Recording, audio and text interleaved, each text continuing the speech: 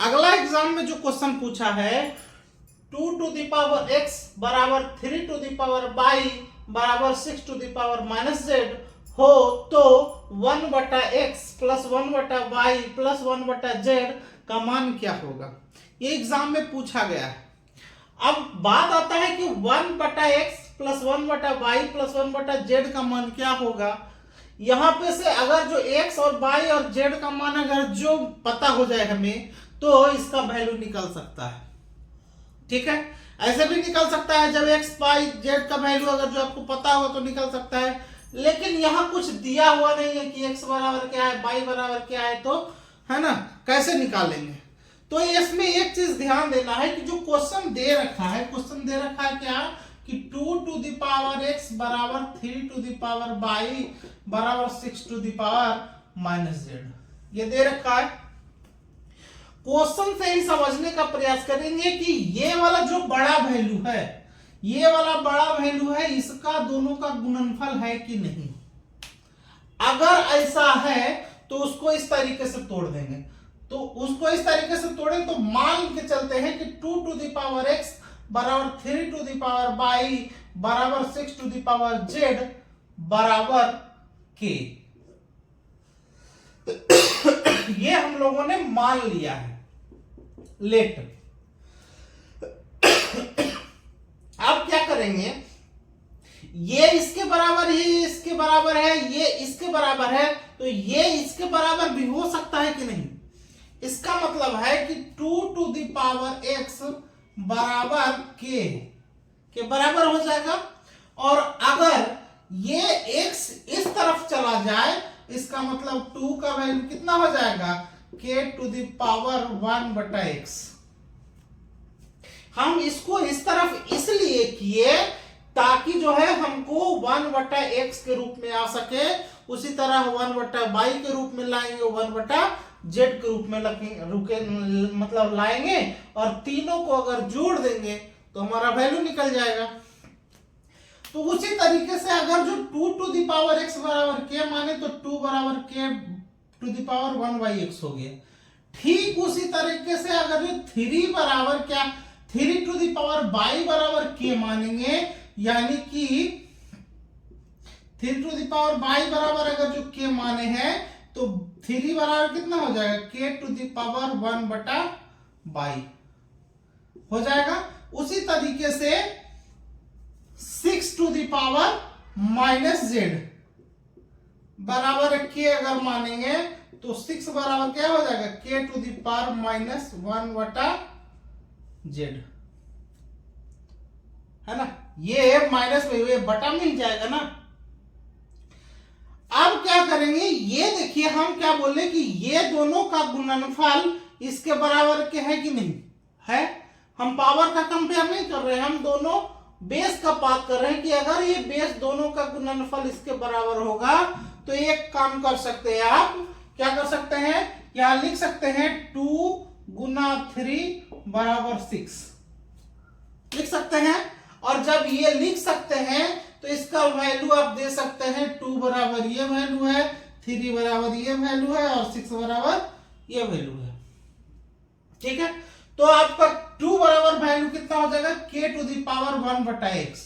तो यहां लिख देंगे k टू द पावर 1 बटा x गुना 3 का वैल्यू कितना है, k टू द पावर 1 बटा y। तो क्या हो जाएगा, k टू द पावर 1 बटा y, k to the power कितना हो जाएगा 1 बटा y बराबर, और 6 का वैल्यू कितना हो जाएगा, k to the power minus 1 बटा z। तो यहां कितना हो जाएगा, k to the power minus 1 बटा z। अब देखिए x y z में आ रहा है ना, 1 बटा x 1 बटा y 1 बटा z में आ रहा है। अब यहां पे देखिए कि अगर जो दो पावर गुणनफल में है उसका बेस समान है तो आपस में जो है घात क्या हो जाता है, जुट जाता है। यानी कि k अगर जो बेस है और उसका पावर जो है कुछ भी हो, लेकिन अगर ये गुणनफल में है तो बेस क्या हो जाएगा, जुट जाएगा। यानी k टू द पावर 1 बटा x प्लस 1 बटा y बराबर k to the power 1 minus sorry -1/z जो है लिख दिया गया। अब क्या करेंगे कि यहां भी k⁻1, देखिए यहां से ये पावर में है और यहां से ये पावर में है। अगर जो दोनों का कंपेयर करेंगे यानी कि क्या करेंगे, तुलना करेंगे। तुलना करने पर अब तुलना करेंगे तो क्या हो जाएगा, k से k कैंसिल हो जाएगा, बच जाएगा क्या 1/x प्लस 1/y बराबर -1/z, यही बच जाएगा। अब यहां देखिए ये माइनस में है, यहां पूछा है तीनों के साथ में, ये इसको इधर कर देंगे इधर कर देंगे तो कितना हो जाएगा 1/x प्लस 1/y, और ये माइनस में है बराबर के इस तरफ आएगा तो क्या हो जाएगा प्लस में हो जाएगा, तो 1/z इसका वैल्यू कितना हो जाएगा 0, है ना। यही 1/x plus 1/y plus 1/z का मान क्या आ जाएगा हमारा 0 आ जाएगा। एक सस्ता उपाय ये भी हो सकता है कि आप x का वैल्यू निकाल दें, y का वैल्यू निकाल दें, z का वैल्यू निकाल दें, लेकिन वो तो वैल्यू आपके पास है नहीं, तो आपको यही काम करना पड़ेगा एग्जाम में, ठीक है। और एग्जाम में ये क्वेश्चन हूबहू क्वेश्चन पूछा है। अगला क्वेश्चन जो एग्जाम में पूछा है, क्वेश्चन पूछा है कि x बराबर y to the power a, y बराबर z to the power b और z to the power x, है ना, z बराबर x to the power c, तो a b c का मान क्या होगा।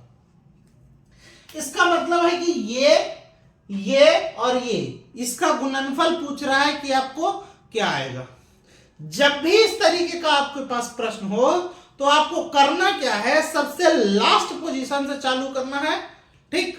तो सबसे लास्ट पोजीशन इस क्वेश्चन का यहां पे आता है, इसका तो वैल्यू पूछा जा रहा है, सबसे लास्ट पोजीशन यहां पे आता है, तो इसको पहले लिख देंगे। आप लिख देंगे, क्या लिखेंगे, z बराबर x to the power c, ये आपका दिया गया है, वही चीज हम यहां पे लिखे। अब देखिए z बराबर x to the power c है ना, लेकिन x का वैल्यू भी दे रखा है y to the power a, यानी z बराबर कितना हो जाएगा, x का value y to the power a हो जाएगा, तो y to the power a और इसका पावर c। अब हम लोग जानते हैं कि पावर का पावर, जैसे मान के चलिए a to the power m है और इसका पावर n है, तो पावर का पावर आपस में क्या हो जाता है, गुना हो जाता है, यानी a to the power mn हो जाता है। और भी इसमें है कि अगर जो पावर है ना, अगर जो बेस समान है और पावर, अगर बेस समान है और पावर अलग अलग है, लेकिन अगर जो उन दोनों का गुणनफल दिया हुआ है तो आप इसको पॉजिटिव लिख सकते हैं। क्या, अगर जो a to the power m गुना a to the power n है तो इसको आप लिख सकते हो m प्लस n लिख सकते हैं। ठीक उसी तरीके से a to the power m गुना भागा a to the power n, इसका वैल्यू कितना लिख सकते हैं, अगर भाग हो तो क्या हो जाता है, घटा हो जाता है, यानी a to the power m minus n। ये तीन बेसिक चीज है। और एक चीज है कि अगर कोई भी संख्या हो और उसका पावर 0 हो तो उसका वैल्यू हमेशा 1 होता है, ये हमेशा याद रखना। अब यहां देखिए z to the power, z बराबर कितना, x to the power c है, z बराबर x का वैल्यू यहां रख दिए y to the power a और ये पावर c। अब ये देखिए पावर का पावर हो गया, इसका मतलब पावर गुना हो जाएगा, यानी कि z बराबर क्या हो जाएगा, y to the power ac, है ना, इससे हो जाएगा ना। तो z का मान y to the power ac हो गया। अब देखिए y का भी वैल्यू दे रखा है कितना, z to the power b, यानी z बराबर कितना, z to the power b और बराबर का पावर कितना हो गया ac लिख सकते हैं। फिर देखिए यहां पावर है और पावर का पावर गुना हो जाएगा, यानी कि z बराबर क्या हो जाएगा, जेड टू द पावर कितना हो जाएगा, ए बी सी, लिख सकते हैं। अब यहां एक चीज देखिए, यहां कुछ नहीं है तो पावर एक रहेगा ना। कोई भी संख्या अगर जो लिखते हो एक लिखते हो तो ये एक बराबर एक अगर कब हो सकता है कि जब पावर इसका एक हो, है ना। या फिर दो लिख सकते हैं तो दो के पावर एक का मतलब भी कितना, दो, यानी तीन का पावर एक का मतलब कितना, तीन। कहने का मतलब है कि कोई भी संख्या है उसके पावर अगर जो एक आता है तो वो संख्या में कोई परिवर्तन नहीं होता है। ठीक उसी तरीके से यहां देखिए जेड का, पहले ये तो जेड था, इसका पावर कुछ नहीं तो एक रहेगा, तो जेड टू द पावर 1 बराबर कितना, z to the power ABC.